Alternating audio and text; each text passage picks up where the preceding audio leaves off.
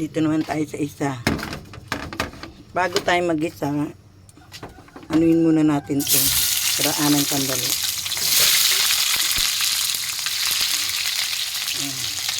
Daanan natin ito sandali para hindi siya hilang. Gugulatin lang.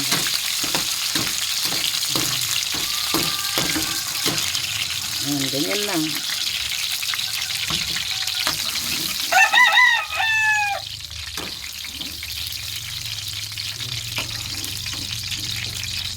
Ayan yung niluto ko ito. Ngayon, lagay natin yung bawang. May sili bawang, sibuyas,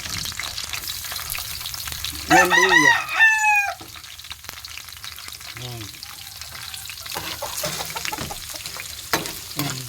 Gisa-gisa muna tayo. Nagluluto na ako araw-araw kasi asawa ko nagbabaon na. Binibigyan niya na ako ng pang baon niya. Binibigyan niya ako na para makaluto ako sa umaga ng ulam ng maaga.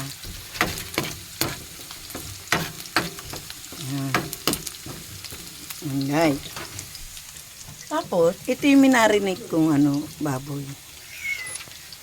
Minarinig ko siya. Paano ko ba yan ito? Ayan. Sunod natin yung baboy. Ayan. Alam nyo ba kung anong gagawin ko rito? Pork feet. Tuyo lang siya. Ayan, maliliit na. Hiniwa ko lang yung baboy na maliliit.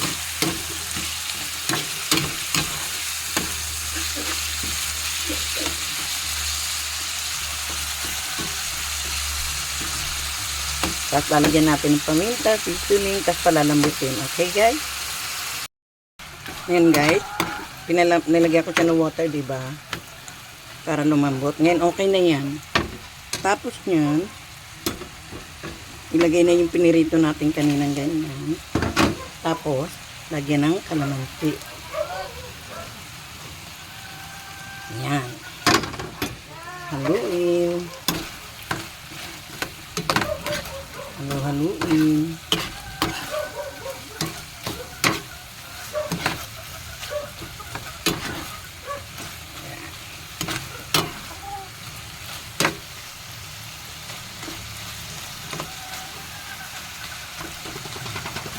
Okay na yan.